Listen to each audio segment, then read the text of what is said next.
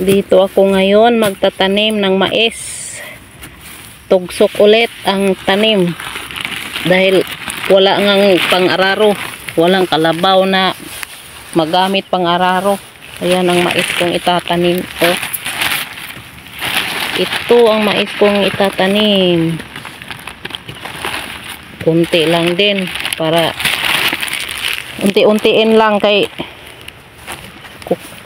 kunti lang din yung nalinisan. Kung ano lang nalinisan, yun lang yung taniman mo na. Ayan o, tugsok lang, hukay-hukay. Ayan, mister ko naghuhukay, tanim siya. Saka magtatanim din ako kasi na-harvest na kasi yung ano, yung dati. Oh, harvest na. Na-harvest na yung dating tinanim namin. Oh, may iniwan kami dito pang pakain sa ibon. Kasi para hindi naman galawin yung bagong tanim naming butil ng mais. Saka yan oh, harvest na, wala nang bunga. Binilad namin, may isa dito tinira para pang kuan sa ibon na lang. Yan, tinira namin.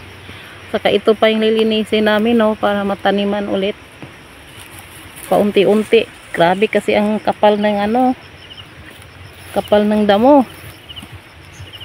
Kaya medyo mahirap talaga din magtanim ng mais pag ganito kakapal yung damo. Hey guys, tanim tayo. Yan. Saan na ba yung banda? Kalimutan ko na tuloy.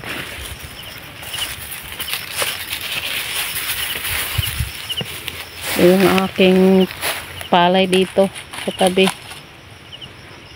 malapit na magbunga. Ayan, namunga na nga yung iba. Ito yung aming taniman ng mais. Tanim ulit. Tanim ulit kami ng mais. Bye bye guys.